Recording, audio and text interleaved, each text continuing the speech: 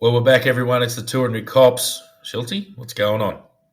Mate, there's a fair bit going on. Actually, both of us been pretty busy of late. I know you're away bloody doing some training at the moment, and mate, I'm flat out doing work and doing the podcast and trying to keep Pete entertained. Which is costly because you got to drink quite a bit. Yeah, mate. I tell you what, for podcasters, we make bloody good employees for other people because we're doing our best to try and pump this up. But it's like, geez, I got to do this, I got to do that. It's like, hey, we'll get there. We'll get there, folks. We'll get there. That's We'll true. keep recording. We'll keep pumping them out week after week. But we're just trying to improve a few things, and we've got a few things in the pipeline. But we're just struggling for time. Anyway, we'll get there. No complaining. No complaints. What are we up to, Schultzy? Oh, tell us Well, about an upcoming event, mate. Well, mate, yes. Well, we got a couple of ones. Me stupidly I can't remember whether I was drunk or sober, but it was a good idea at the time. I've decided to do the Bridge to Brisbane, and which is a 10K run, which is basically on the 14th of September. So, mate, it'd be great if you can come up for that. It's on a Sunday, but Pretty it's. sure I'm getting a perm done that day. Mm. um, oh, jeez, mate, your hair's Yeah. constantly burned. What are you talking about? Oh, mate, no. The only running I'll be doing that is running for my life to get away from something like running for fun. But that's okay. That's okay. Well, look for everybody listening. I started doing the City to Surf when I went out to Ramangini and I couldn't drink piss, and so I had to get fit. But the best part about it is the drinks afterwards. That's pretty much why I do it. But it's a good to get together with people as well. So look, we're also raising funds for the charity for Nick White's charity, Bellatar Fortitudium. So yeah, so if anybody, I'll put stuff out on our socials. It's a really good cause. And look, I've decided to put myself in as running, and I know there's going to be a few people joining as well. I've started up a team, so yeah, get on board. There'll be stuff coming out in the socials, though. So if you can come down, at least come down, mate. Even if you don't run, I don't care. But the drinks afterwards are I'll always do my good. best. I'll do my best to get there. So, mate, the other thing we have got coming up, and this is something started, Duggo. So not the Duggo, the NT Duggo, this New South Wales Duggo, or Damo Dugs. Mate, he's coming to the Gold Coast, and we're setting up an event for the 18th of October to be a Saturday. It'll be starting at 12 p.m. I'll put more stuff out there very soon. I'm going to do a bit of research in the best place to hold it. But we're going to get a whole group together of ex-cops and current cops down there. And I thought, mate, maybe we might do a bit of a live show to start off, just to, just to kick it along a little bit. But mate, I reckon that'll be heaps of fun. It kind of reminded me what we did with a lot of the old school cops at the Indooroopilly Hotel not that long ago. What do you Yeah, reckon no, there? it was a good show. That was a good show. Yeah, so that'll be good. Yeah, get along. 18th of October, more information to come, but that'll be good because I do love a catch up. I live in the civilian world now, and every now and then you just get together with a heap of not just coppers, ambos, paramedics. Yeah, paramedics and ambos, the same thing. Schultzy. My brain doesn't work very well today. Anyway, fireys get together, the screws, whoever else. We get together with everyone, and you sort of just all get it. So yeah, definitely, and members of the public. It's all good. Yep. Anyway. Yeah, Yep. well, exactly, mate. Podcast coming I made sure Pete Maniatis put it in his phone this afternoon, so in. Very good. he'll be coming along. And I did ask Chris Luxon. He said he's going to go and overseas somewhere, Central America, I think. Mexico. He's going to, and I said, well, cancel the bloody trip. Yeah, Jeez. Oh. yeah, Um, absolutely. No, so that'll be good. So 18th of October, and we'll get something, and there'll be more information to come. So that's bloody spot on. Good work, mate. Definitely. And look, for anybody that's listened to episode 74, Ben Hosking will be there, and we'll try and get a few other people along as well. And I'm sure we'll get quite a number there, Hmm. hopefully, because it'll be a little bit. We did one up in the NT, and that actually worked quite well. But we only set it up a couple of days before, so this one we're starting up a couple of months before. Yeah. Yep. No, it'll be good. So, mate, that'll be good. But mate, let's move on. So today's episode, we're going to do a bit of a Q&A because we've had quite a few people get in contact with us. And I know, like the last few episodes, I said, we'll give the shout outs in the next one because we've had quite a few people chatting to us on the episodes as well. But it's always important to come. Well, apparently people like us and we're funny and we joke back and forth and all that sort of stuff. But mate, I reckon what we're going to go into. So actually, I've got one. I haven't mentioned this one to you yet, and I just saw it come in. Leon Clayland got in contact with us, and he said just a quick an odd question came to mind when he was listening to our episode on police negotiators. He said he said, did you ever hear of any bloopers? So this is something. Did you say the wrong thing or something like that? When you've been trying to negotiate, or do you know of any? It happens all the time, but it's a really quick thing that you sort of move through. You fumble around words and you say something. The best one was, he wasn't a negotiator himself. He's just a good bloke, a big Yorkshireman. Anyway, he calls everyone love. It's just what he does. It's all right, love. Love, it's okay, love. That's just how he speaks. All right, sweetheart. We go over here, and he's not condescending at all. It's just the way he is. He's a very nice bloke, and that's how he talks to people. Well, we were negotiating with a lady, and she was in a bit of a mental health crisis. And he's gone, okay, love. So what are we going to do? She goes, don't call me love. I'm older than you. And she's ripped him a new one. Anyway, I'm sorry about that, love. I won't call you love. Oh, I'm sorry, love. I won't, sweetheart. I'm sorry. Oh my God. And he couldn't do it because he always resorted back to that. Anyway, he's when I've just grabbed him and said, you're out, mate. So I called him ma'am. And anyway, she seemed happy with ma'am.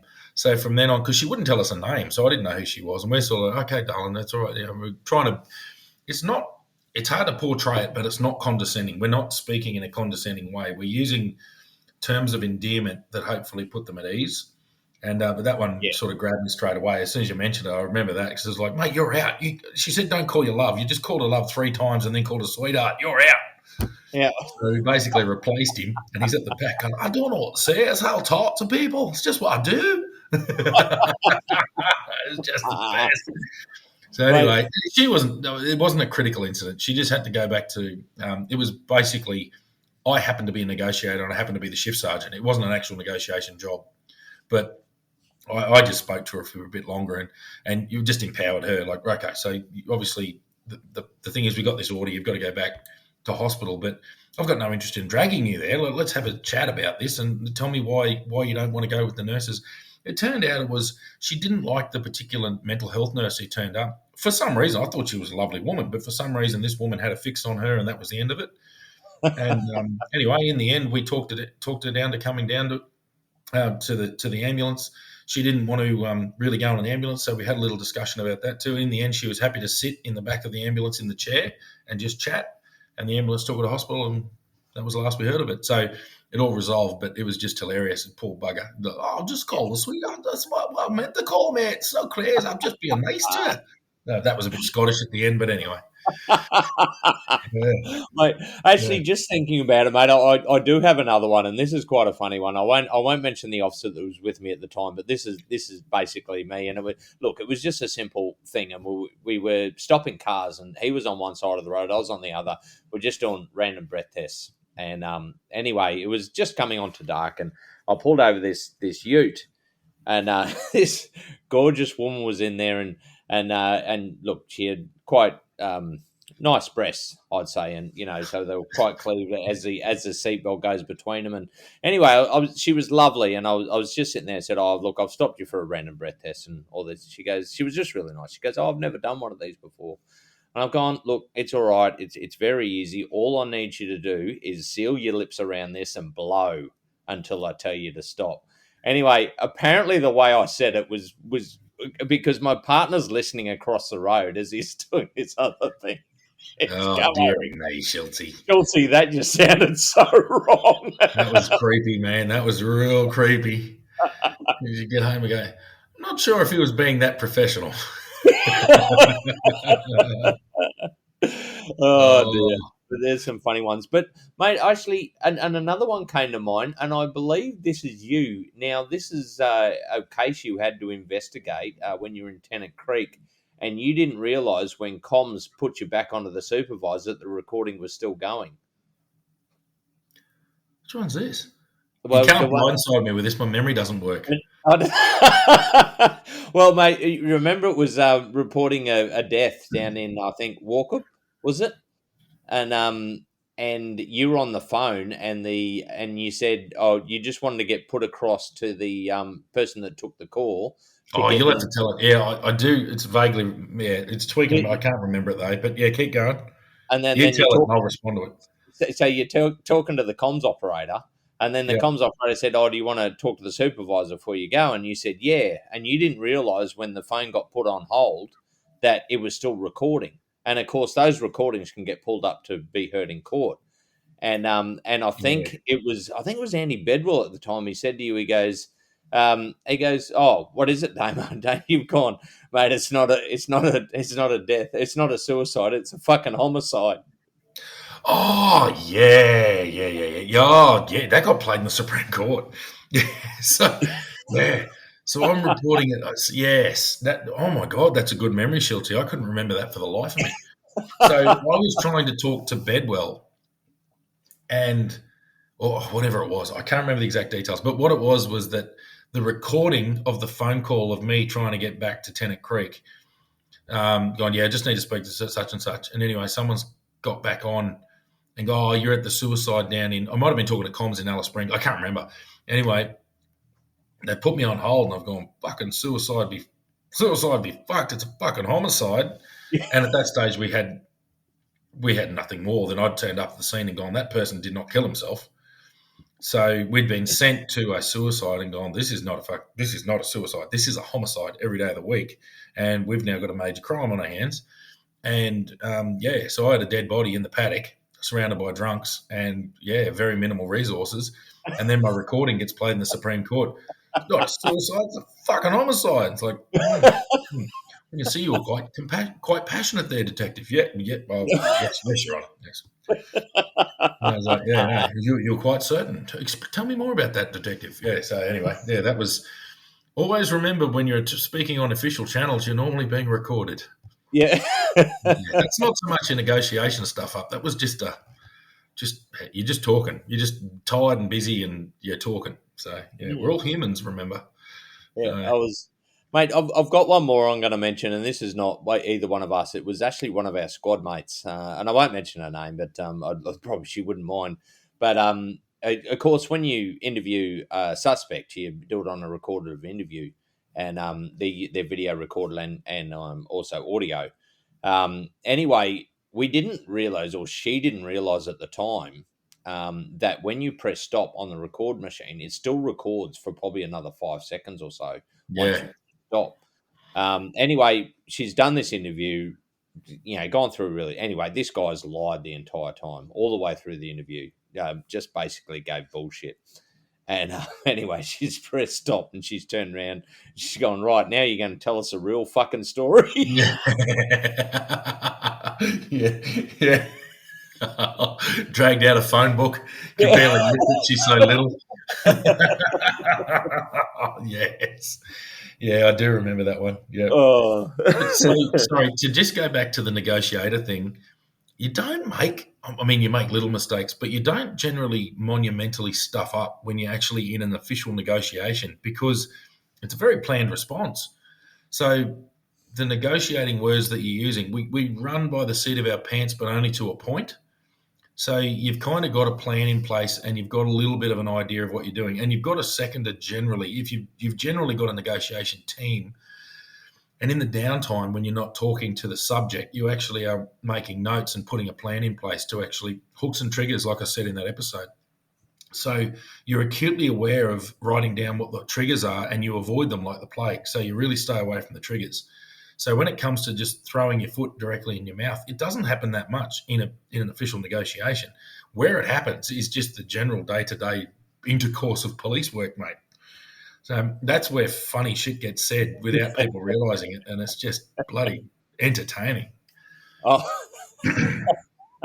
Well, Yeah, I mean, there is some funny stuff, and I've said, where Duggo said, "Well, you taser and I'll catch the baby," in those high risk situations. That it's when I actually first read this message, um, mate, I've looked at it and gone, "Oh shit, I can't think of anything. I can't think of yeah, anything that's funny." Where you've said it, but it's like those things. As soon as you start talking about it, the memories start coming flooding yeah. A back. few kick in. Yeah, yep. But mate, if you can't remember any more at the moment, I'm sure we'll probably come up with some later on. But Mm. mate, we also got in contact from a Vegas White, and he said love the podcast, and he's having a think about joining the NT Police. Which we encourage as much as we can. Mm. Um, he said it'd be great to hear about auxiliary police, Yeah, um, as they're always mentioned in passing. So, Mm. mate, do you want to kick off with yeah, that one? yeah. So in the Northern Territory, there's another tier of policing called police auxiliaries, and they sort of fill a gap um, of jobs that aren't direct enforcement but are directly operational roles within policing. So think communications, front counter staff. A lot of your front counter staff are police auxiliaries in the major centres. Watch house. Did I mention watch house? Yeah, watch Ah, house staff. watch house. Yep. No, so watch house staff. They also Property office. property office. So all of that back of house stuff that really needs a police. It needs an authority to it. So you've got to have a level of authority, but you don't necessarily need someone there trained to the extent and at the expense of what a constable would be. So they kind of came about in the early 90s where they said we need more police for this back of house stuff. And at the time there was a bit of resistance amongst the older police. So people used to join policing and stay there for 30, 40 years. And if you had a bloke who wasn't, he was happy to stay as a senior constable. He might have done 15, 20 years front line. He wants to stay in the police, but his job might drop back to be he'll work the watch house or he'll work the property office or he'll work this or that, front counter. Happy to just to do those less front of house jobs. So that real, that non operational kind of work. So that's what police auxiliaries do. So that role got expanded a fair bit in the late 2010s when they expanded and made permanent the point of sale intervention. So for anyone who's been to the Northern Territory in the regional areas, you've got police officers on your bottle shops in Catherine, Tennant Creek, and Alice Springs. So that used to be manned by people a lot of the time on overtime who were constables. They're standing out the front of a bottle shop, basically checking ID and asking people where they're going to be consuming their liquor and all the rest of it. So the reason that got brought in is because alcohol was identified as a contributing factor in so much crime that they realised that worked. I hated it, absolutely hated it. But anyway, they brought it in, and they then later on brought in these parleys, which is a police auxiliary liquor inspector, and their job was to do that role. So that was their permanent job. It was a good entry level for people who might have been a little bit younger or a little bit might have not quite cut it yet for constable. It was a good way to be in the police force and doing an enforcement role and getting that experience. And a lot of them then stepped up and became police officers. They joined recruit squads down the track, but they started out as parleys or auxiliaries. Firearms, all that sort of stuff, all the back of house. So we had a defensive tactics instructor who was a police auxiliary, and she was excellent. So it's that specialised around the edges sort of roles that free constables up to be on the road doing law enforcement work. So, yeah, that's what the police auxiliaries do, and that's what they are. So, yeah. What do you got, mate? Well, mate, look, I'm actually going to do a shout out to Heidi Marshall. She was an Oh, auxiliary. yeah. Back when when we first went to Catherine, and Well, no, she was admin back then. She joined the auxiliaries later on. Yeah. that's right. Yeah. Yeah. So, and look, I think she worked in the property office quite a bit. She was on front counter quite a bit, and I think it was about 2 years in. I just finished. I was just off probation. It was like a couple of weeks just off probation. So, I'd become a fully fledged cop to say, and I because I was the most senior person on the shift on one night shift, I had to be the sergeant. So I had to run the crew and all that sort of stuff. And of course, shit hit the fan because it just always seems to happen around me anyway. I think quite a few of us were ship magnets, but Oh yeah, I had her on the front counter, and mate, I can tell you, it wouldn't have gone nowhere near as smoothly if it wasn't for her. She was fantastic. We had quite a few incidents. We had a couple of people that had just died recently in a car crash as I was taking it. Well, they just died as I was taking over the shift. The problem is they were parents of a sergeant in Darwin, and the media, of course, were already going on it and all that sort of thing. And she took care of that side of it for me, so I could concentrate on the road. So she was instrumental in basically making that night a success. So, and I've got to thank her a lot. She did an awesome job. Just helped me out doing all that stuff behind the scenes, so I could concentrate on 'cause, I mean, I had no experience in being a sergeant at that stage. So, apart from being out bush, not running 10 people, in a whole station like Catherine, which can be pretty daunting at times. So yeah, mate, massive shout out to her.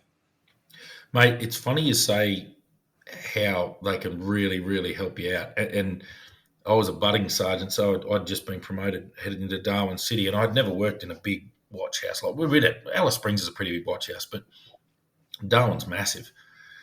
And anyway, I'm now the shift supervisor, so I'm supposed to be all across it. And I knew how to run a watch house, but this place is huge, and I didn't know the detailed workings of how they actually operate. And they had a lot of staff down there. And anyway, I just started out, and there was a bloke, an old fella in there, fit as a mallee bull. I won't mention his name because I haven't spoken to him about this, but I know he listens to the podcast, and I just had a huge amount of time for him. He was a 30-something year veteran of the Navy. He'd retired as, I think, a chief petty officer in the Royal Australian Navy. And in his retirement years, he decided to come and join as a police auxiliary in the Northern Territory. And he was quite often the most senior police auxiliary in the watch house in Darwin. And he was your right-hand man. He was always across it. You couldn't upset him. There was nothing in that building that could possibly put him out of joint. And he just made your life as the person responsible for that, but not necessarily focusing on that. He made it so good. Obviously, there's a custody sergeant, but they're busy doing other things too. I'd walk down as the shift sergeant because I'd have inquiries. I'd have things I'd need to do down there. And he's like, "G'day, Sarge. How are you?" And the man's old as my parents. Like, it was cool. "How are you, Sarge? How can I help you today, Sarge? What can I possibly do to make your life better?" And in a completely genuine way. And he was just a legend. And he just looked like Popeye too. Like, he was such a sailor. It was so good. He had a brilliant way with prisoners, just an excellent way of de-escalating situations with prisoners. If they couldn't be de-escalated and force was required, he was perfect at using minimal force, but just effective force. He was just excellent. And if it was like, bloody hell, if everyone was like you, mate, these would be a smooth operation around here. So yeah, people sort of go, "Oh yeah, the police auxiliaries just what are they doing?" Blah blah. It's like, no, they've got a job to do. The job is not policing. It's not the front line out on the road policing. They've got a job back of house, and there were so many that did it so well, and they were so committed, and they were really supportive of the front line. They knew what they were doing. They knew what their role was, and they knew what their role wasn't. And it was just brilliant. And yeah, I just remember him. I nearly said his name then, but I remember him. He was excellent. He was just a good dude and could tell jokes. Oh, yeah, good fun to be around. Just a good man in his 60s. Working in the watch house, fit as a mallee bull, would outrun me. Talk about doing the city to surf. He'd do that, no worries. Not me, brother. But it's something you mentioned there, and I think they're taken for granted quite a bit because even the court cells and all that, they looked after the prisoners going in, getting transferred down, the making sure the paperwork goes to the right people. Prosecutions, there's a lot behind the scenes that happens in the police, and they don't get recognised enough. Yeah, Mate, I sorry, don't mate. think we mentioned all the comms operators. No, well, yes, well, that's exactly right. So when you ring 000 and you get put through to police, you generally get either a civilian call taker, sometimes you get them, but all the radio dispatchers especially, they're all police auxiliaries. And they listen on the other end and hear horror stories. They hear horrible stuff coming over that radio. They hear us talking to each other. They hear us reporting back death. they hear emotion in the background when we're trying to give situation reports over the radio. They can hear all the screaming in the background. So they hear all that. The other thing is they get to know you without seeing you. And I've spoken to a couple of people, having a bit of a laugh with them, down the track, and they're going, "Oh, you're in Alice Springs. I remember you. You were 451, all this sort of stuff." And you'd be on the beach having a laugh with them and go, "Oh, yeah, no, and this guy here, he's so great. We looked his face up because he's our comms boyfriend," all this sort of stuff. It's bloody hilarious. And it's not just girls, there's blokes on there as well. But it was just hilarious. But they were excellent. And I remember during the Ben Hoffman shooting, one of the police auxiliaries the police auxiliary who was operating Channel 1 was quite young. She was a young, in her early 20s, comms operator, and she was absolutely outstanding. She's hearing over the radio, shots fired, this, that, and she's repeating them back. She just did her job perfectly. And I was told at the end of a shift, she had a bit of not a breakdown, but she had a bit of a moment where she just needed a bit of like, oh my God, have I done the right thing? That was the most insane stuff. And I listened to all her comms back over the preceding days and weeks. And anyway, she did absolutely brilliantly that night. Like, she was absolutely perfect on the radio.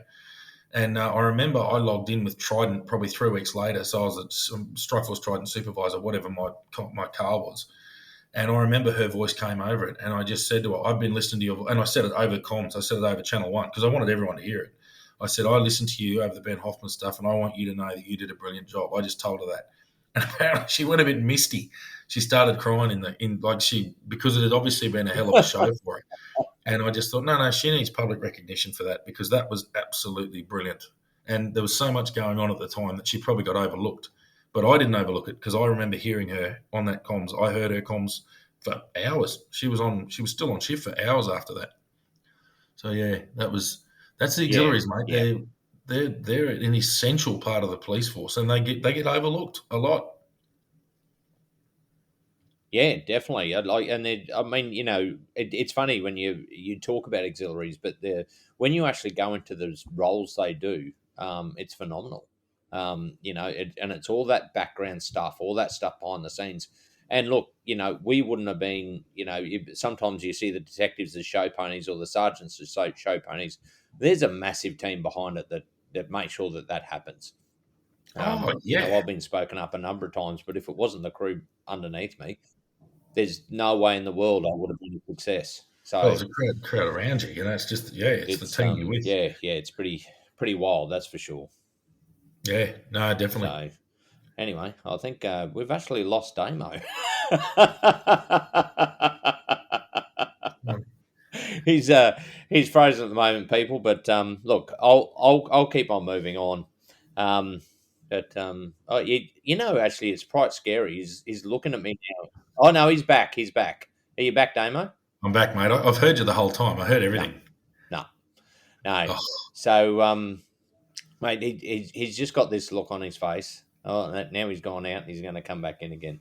But that's all right. Look, I just want to touch on early on. I remember like some of the auxiliaries taking some really frantic calls when we were in Catherine, and they were just absolutely fantastic and calm, and just kept it moving on. But so anyway, it's a bit lonely when you're talking by yourself, but I'll keep on going anyway. So hopefully you should be back shortly. Look, we're going to. Geez, what are we going to talk about now? Because the problem is I actually have another thing to move on to. However, it's a bit hard if Damo can't hear me. So what we might do is actually stop it here and then we'll kick it off.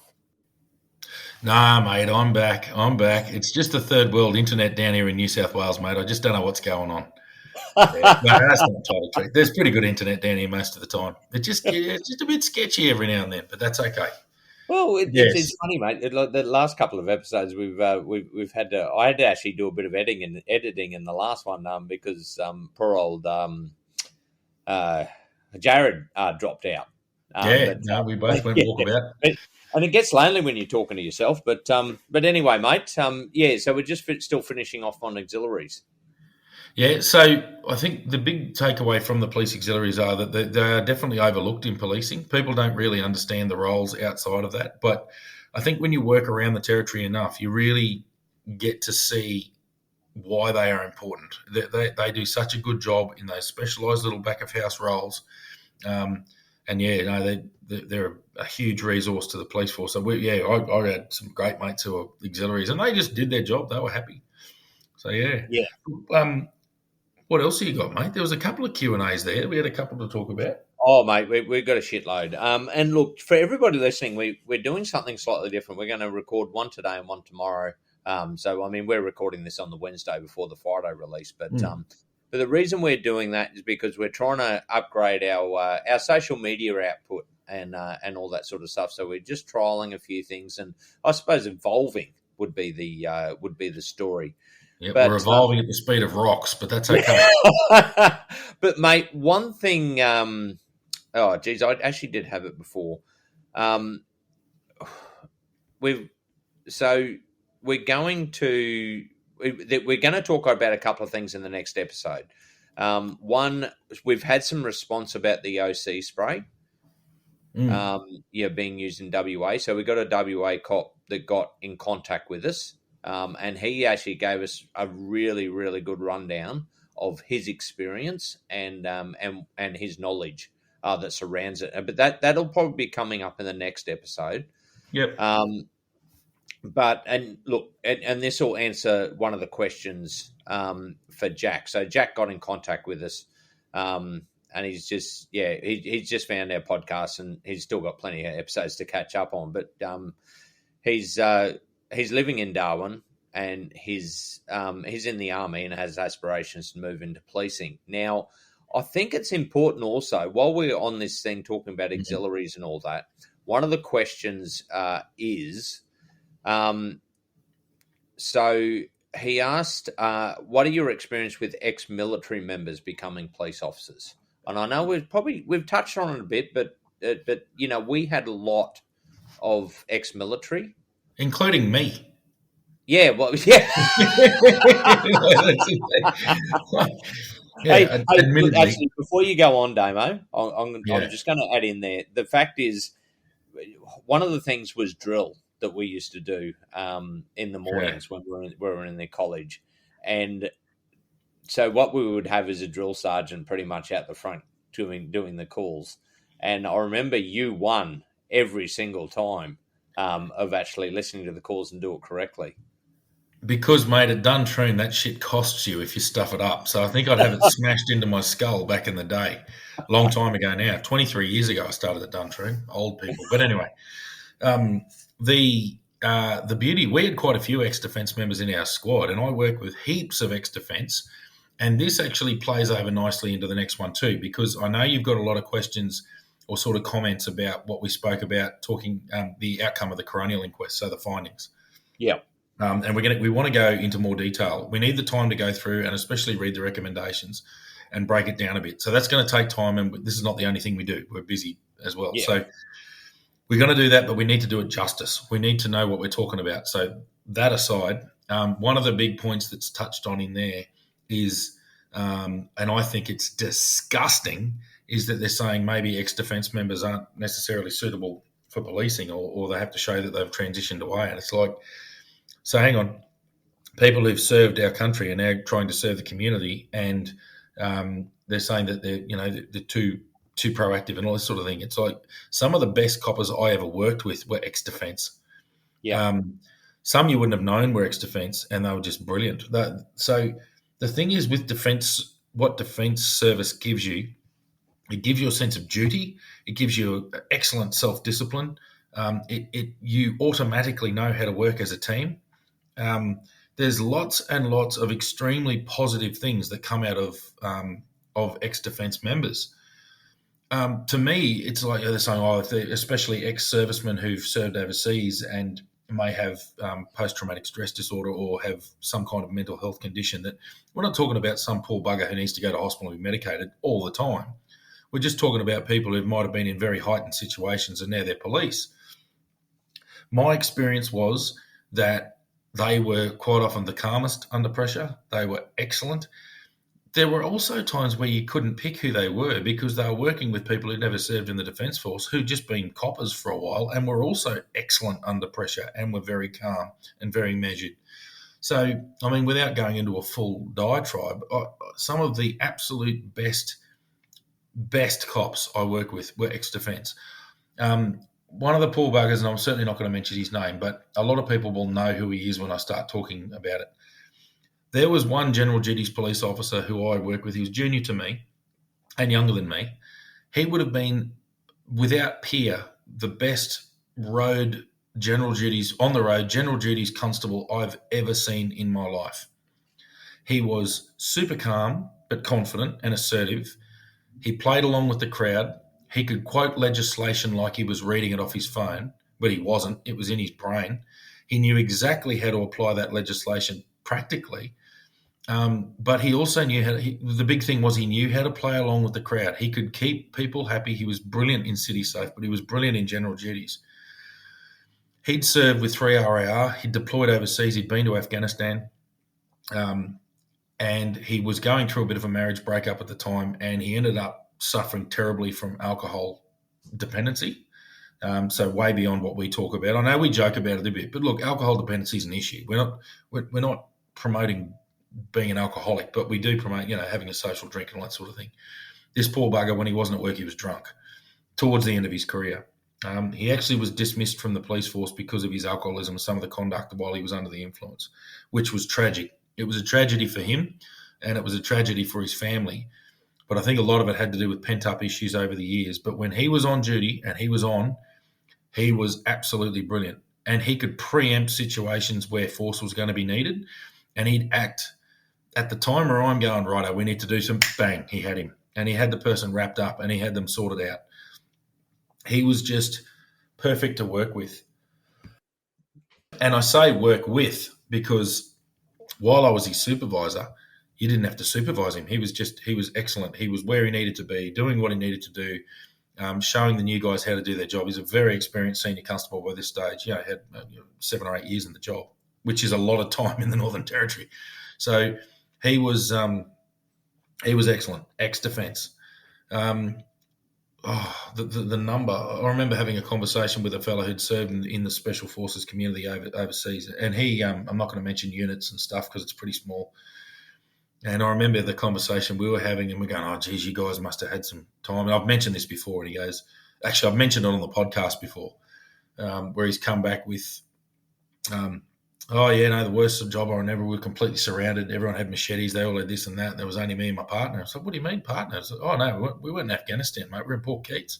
Yeah. I was like, holy bloody hell. So this guy had been on some extreme combat operations in Afghanistan in the Special Forces community, and the most scared or the most concerned he'd ever been for his own safety wasn't in Afghanistan. It was in the Northern Territory. So, yeah. But, mate, I think the transition from the military to policing, because we've got to be whole about this as well. The big one and a couple of the downsides I did see early on, you've got to realise that policing is a paramilitary organisation. Yeah, sure, there are military structures within the police force.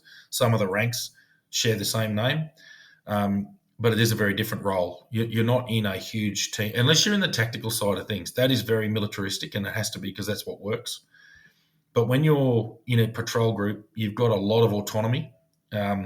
You basically dictate how you're going to do your job, and you make the decisions on the ground in conjunction with your partner.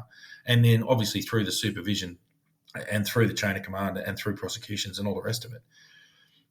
But there has to be a level of understanding and empathy that comes in policing. So a lot of the military can be yelling and screaming and barking, and this is what we're doing, and we're doing it now, and don't question it. This is what's happening. Well, policing is all about questioning everything. You need to, if you've been given an unlawful order by a superior officer, you need to be able to go, no, we're not doing that. I know that exists in the military as well, but it's a lot harder to do in the military than it is in the police force. You need to go, I'm not doing that. There's a couple of examples, but I've been given unlawful commands by bosses before, and one of them was, we were told at a certain area there's a big festival on, and we were told that I want you to run the drug dogs through every single tent here because it's full of drugs. And we're like, No. What's the definition of a dwelling house? The very last line in the definition of a dwelling house is an erected tent. It literally Yep. becomes a dwelling, and to enter a dwelling, you need a search warrant. Yep. So we're not just running a dog past it and just going to run a dog and seize drugs without a search warrant.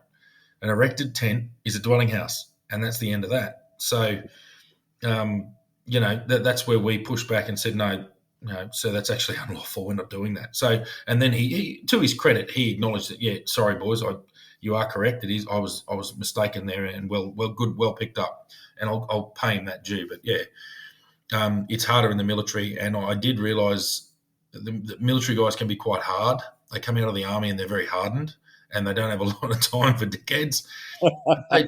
They do develop it. You do develop that calmness that those hard edges do wear off over time, and you need them to wear off to be an effective cop. So that's the other side of ex-defence members coming into policing. Yeah, mate. I look. You worked with. Oh, geez. I don't know. I wouldn't. I couldn't say hundreds, but definitely plenty and plenty of ex-military, and they were all excellent. I don't think I ever really had a problem. And what you said is exactly accurate. One thing I will say, when I was out at Ramangini, this is a bit of a story, but a member out there, or not a member, but just a resident out there had actually found an ex World War II. It was called a marine fire marker, which it was explosive. It used to be used back in World War II to actually drop in the ocean, and it used to fire up to line up planes to come in and do bombing and all that sort of thing. If you know the territory, everybody thinks about the bombing of Darwin. But there was quite a lot around the territory Oh yeah, that was going on. And Milingimbi, still like the island that I looked after, still has a lot of military. They had their own station there. They had bunkers and all that sort of stuff. Anyway, he came across this, and I got the opportunity to work with some military because they had to come in and actually blow this up for safety. And it was just good the way we worked together, and we actually did a thing where ABC came out and filmed it and recorded it and all that, and it was to do with working, interagency and all that sort of stuff. It was a good promotion for the Defence Force and the police, how we worked to actually resolve this situation. It was a lot of fun too, mind you. I took them fishing because that's what you do when you're out there. yeah.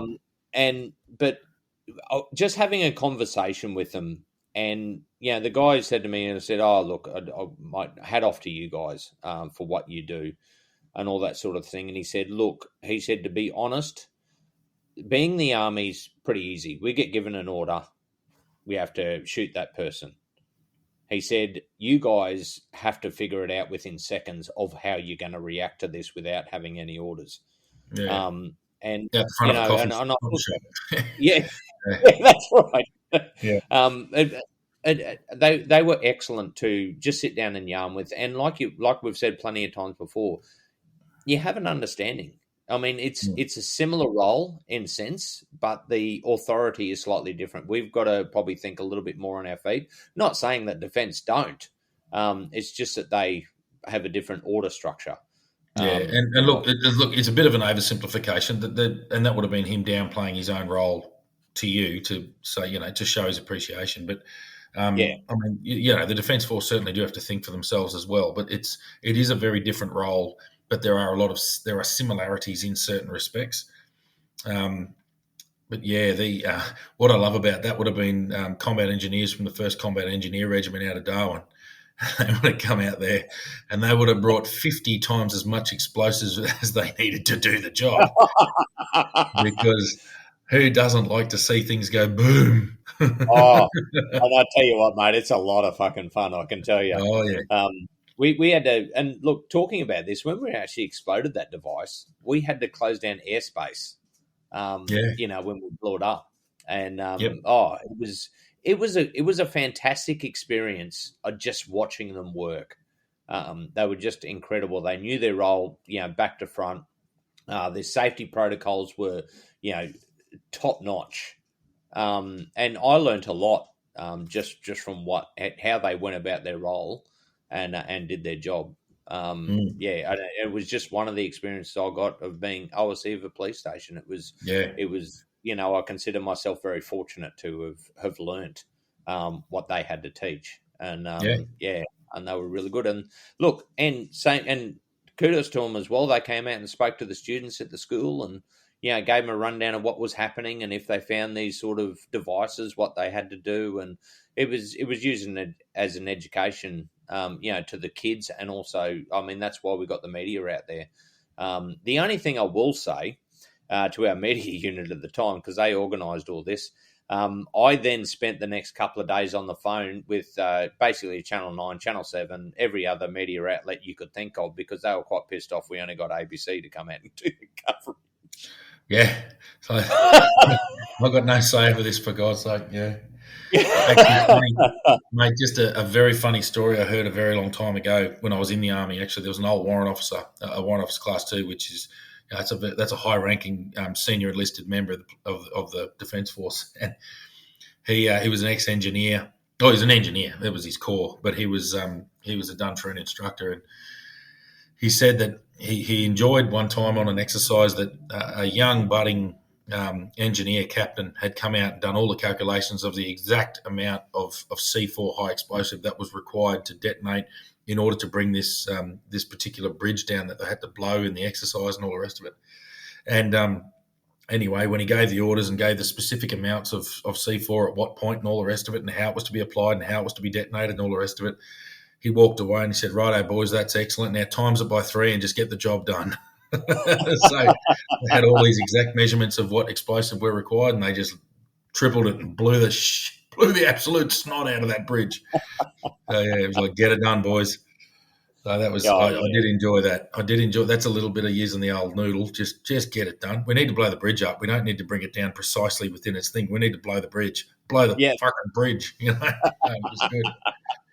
Yeah. I will add another funny one in there, and this is for anybody that is put in this situation. When I first heard about it, and I thought, because it was, you're so busy and all that sort of thing, I'm going, oh, geez, can't we get rid of this thing a bit easier? And, I was thinking about, we'll just chuck it in the boat and, take it out to sea and drop it in, 1,000 foot of water or something. Yeah. And I don't have to worry about it. However, the problem is salt water is what sets this thing off. So that wouldn't have gone down too well. Oh, that would have been fun, mate. Yeah. That would have been good. So I'm glad I actually got in contact with the Defence Force and got some information on how to actually go about this. So. It would have been, what happened to Schultzy? Don't want to talk about it. But I think that, look, mate, that'll finish it for this first episode this week. And I believe you've got about a carton, something about yeah. So we need to hear some stuff ups. We want you to sing out to us, because we'll decide whether a carton should be awarded or not, and I'm pretty confident most times they will be. But we have to throw ourselves on the sword as well. I got contacted by a former colleague, mate of ours from up in the Territory, still serving, and he's gone, boys, I know you're talking about carton, good work. It's good to get it out in the domain because it was funny, and it'd be nice to bring it back, a little bit more. But he's gone, I just think that maybe you two should think about dishing one out to yourselves, because under the Old Mates Act, which was a bit of a funny thing written up, bit of legislation written up by the coppers many, many years ago, the sitting judges in the kangaroo court that decides who gets a carton or not have to be senior sergeants. And you blokes weren't senior sergeants. I corrected him and said, well, mate, I was an acting senior sergeant when I left, but I also understand that the allegation sits, and therefore we'll both pay a carton. So, we're buying beer, but that's okay. Well, nothing changes. It goes with the long list of cartons we're paid. And look, for everybody listening, on the 18th of October, we will put that money on the bar. Yep. For people to have a drink. So if you want to come down and get some free beers, and we're gonna, anybody that comes along that owes a carton, they'll be putting money on the bar as well. So, well, the thing is that those, like, it used to be, the running thing was about $50 over the bar was considered a carton. So if you put $50 on the bar, they go, yeah, that's a carton. That was circa 2010, 2011. Inflation's kicked us in the arse now. It's a bit more than that these days. But it doesn't matter. At least chuck 50 on the bar. We'll have 3 beers and then someone else can shout. So it's all good. Right, except in the territory. What last time we were at the which place were we Gateway. going? Palmerston, yeah. And mate, we could get. So it was funny. We walked in there, and I've sat there and gone, how's the cheapest way to drink 4X Gold? I said by the jug, and he said actually by the pint. So I think a schooner was $7.50, but a pint was $6.50. Yeah. So, Yeah. so There was some deal on. Yeah. So you and I could actually get a pint for $13. It was Yeah, outstanding. the shatter pints, then that went downhill quickly. But anyway, that's a good way to finish it off, I think, Schultzy. Definitely, mate. Yeah, so we'll move on and look next for the next episode. We have got some more questions. There's still quite a few that Jack asked. We're going to go into that. We're also going to go into some of the responses that came in from also the OC spray. How that's going in the NWA and like this COPS experience, and also we've had quite a number in relation responses in relation to the good old coronial. So we're going to go a bit more into that, but we will go further and further into it once we actually read. How much is it? 683 pages. Fuck. Mate, I read some of the recommendations and it just pisses me off. So we're going to it makes the novel War and Peace look like a pamphlet.